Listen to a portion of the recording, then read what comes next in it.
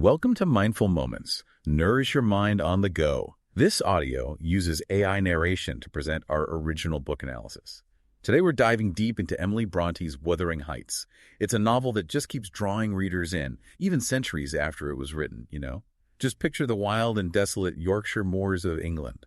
It really sets the scene for this intense and haunting tale. We'll uncover the story of Heathcliff, this brooding, mysterious figure, and his passionate love for Catherine Earnshaw defies all the social norms and even death itself.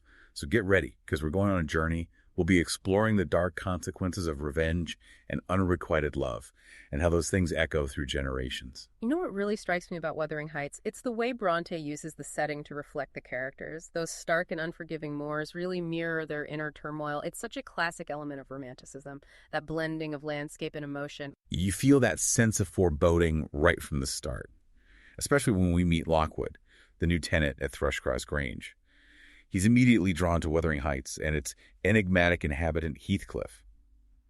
Like the house itself is calling to him. Lockwood's our guide into this whole intricate world, our window into these complex relationships, and his first encounter with Heathcliff is so important. Brontë paints him as this dark, almost Byronic hero. He's suspicious and reserved, yet strangely compelling. It really sets the stage for the mystery that unfolds. And then, of course, we have Nellie Dean, the housekeeper. She's our storyteller, isn't she? Giving us that inside look at the Earnshaw family and everything that happened. Exactly. Nellie gives us a crucial perspective, a more intimate understanding of the characters, their motivations, their histories, and through her we meet Catherine Earnshaw, this wild, spirited young woman who has this intense connection with Heathcliff, almost primal, you could say, but of course it's a connection that comes with complications. Oh, definitely. You can practically feel the tension building. We have Heathcliff as the outsider, Hindley's jealousy simmering, and then the contrasting personalities of Edgar and Isabel Linton. From the much more refined Thrushcross Grange, it feels like all the pieces of a classic tragedy are falling into place. That's what's so fascinating. Brontë takes this familiar love triangle and adds layers of social class and prejudice. Heathcliff's lack of known lineage, his otherness, as it were, fuels so much of the conflict.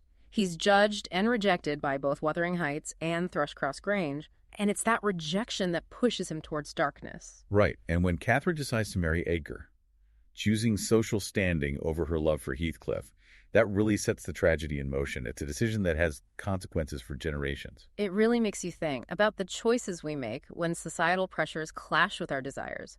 What compromises do we make for love? What do we sacrifice? Yeah. And from Catherine's decision, this chain reaction starts. Pain, revenge, self-destruction. Heathcliff becomes consumed by bitterness. Hindley falls deeper into his own demons. And Isabella's marriage to Heathcliff becomes a nightmare, fueled by his need for revenge. It's at this point that the novel takes on a darker tone, almost Gothic or Shakespearean. It's not just a love story anymore. It's an exploration of the destructive power of revenge, how it warps and poisons everything. And that cycle of pain doesn't stop with Catherine's generation. It continues on with their children.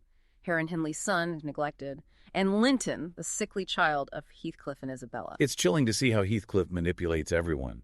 This calculated plan to take control of both Wuthering Heights and Thrushcross Grange. It's like he's determined to inflict the same pain he experienced on everyone, turning them into puppets to act out his revenge. And then you see this echo of the past. In the love story between Cathy Linton and young Linton Heathcliff, it's a relationship that's doomed from the start, twisted by Heathcliff's desire for vengeance.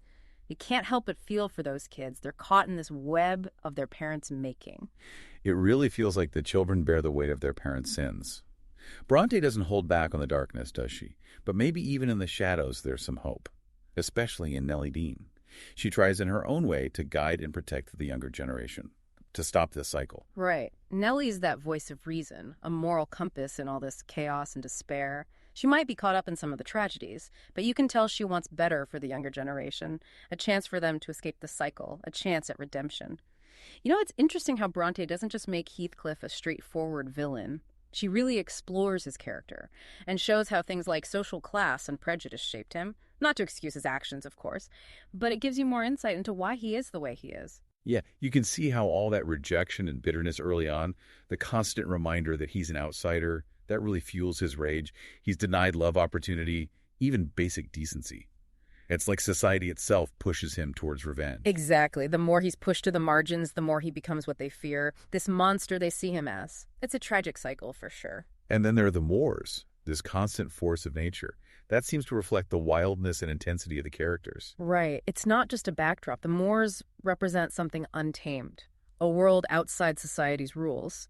Catherine Heathcliff finds solace there. But it's also a place of danger and isolation. It reflects the duality of their relationship, passionate and all-consuming, but ultimately destructive. Like Brontë is using the landscape to show us what's happening inside the characters. And speaking of desire, Brontë really explores the complexities of love and relationships in all their messy glory.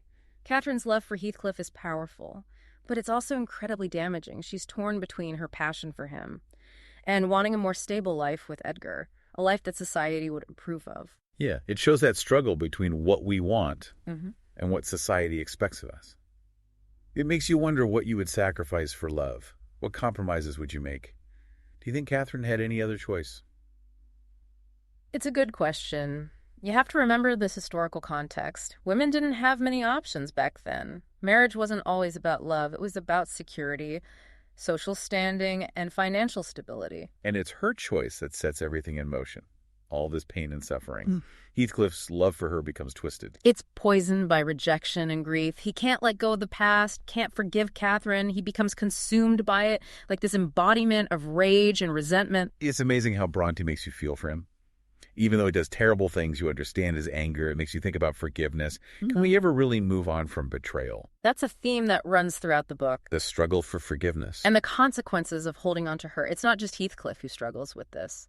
Think of Hindley, jealous and resentful, consumed by bitterness. It ultimately destroys him. He's so tragic, trapped in this cycle. It makes you wonder about the impact of childhood, how our early experiences shape us. Absolutely. And then there's Isabella, drawn to Heathcliff. But she becomes a victim of his cruelty. It's a warning about romanticizing dangerous people. She makes some terrible choices. Blinded by her feelings, wanting to escape her own life. It's a reminder that sometimes the most attractive people are the most dangerous. Even Edgar Linton, who seems like the good guy, he's not perfect either. He can be controlling, especially with Catherine, trying to change her, which just pushes them apart. He represents the pressure to conform. To fit in, to suppress who you really are. It's something I think we can all relate to. Definitely. It shows how important it is to be yourself, even when it goes against what's expected. What's so great about Wuthering Heights is that Brontë doesn't give you easy answers. Her characters are complicated, capable of great love and terrible cruelty. Right. That's what makes it so compelling. She makes us confront the gray areas of human nature. And then there are those supernatural elements. The ghosts, the haunting. It adds another layer to the story. Is Catherine's ghost real, or is it just Heathcliff's imagination? It's up to you to decide. It's amazing how Brontë blends those elements. With psychological realism. You're never quite sure what's real. It speaks to how the past haunts us. Wuthering Heights is a book that stays with you. It's a story that makes you think about love and loss and the consequences of our actions. But it also shows us moments of beauty and compassion and the possibility of redemption. It's definitely an emotional roller coaster. Yeah, it is. It leaves you with so many questions. It's fascinating how, even with all this darkness, Brontë still gives us these moments of hope, especially towards the end, even after all the tragedy. There's this feeling of peace at Wuthering Heights after Heathcliff dies. Yeah. It's like the whole place can finally breathe again. The cycle of pain is broken. Exactly. The atmosphere lifts, and we see this new beginning. Especially with Cathy and Hareton. Right. They're the new generation, untouched by all that bitterness. Yes. They suffered under Heathcliff. But they choose a different path. Cathy embodies empathy and forgiveness. She sees the good in Hareton, even though he's rough around the edges. And she helps him grow. And he really responds to that kindness. He wants to learn, to become a better person. It's beautiful to see. It shows the power of love, how it can heal even the deepest wounds. They break free from the past. It's like Bronte's giving us a glimmer of hope. Even in the darkest times, change is possible. Exactly. It brings us back to that central question, can love conquer all? Brontë doesn't give us a definite answer, but she leaves us with that feeling that maybe, just maybe it can. Wuthering Heights is such a complex book, but it's so rewarding. Absolutely. It makes you face some hard truths, but it reminds you of hope. If you want to dive deeper, we highly recommend reading the book yourself You can find a link in the show notes. And don't forget to subscribe to the channel for more deep dives.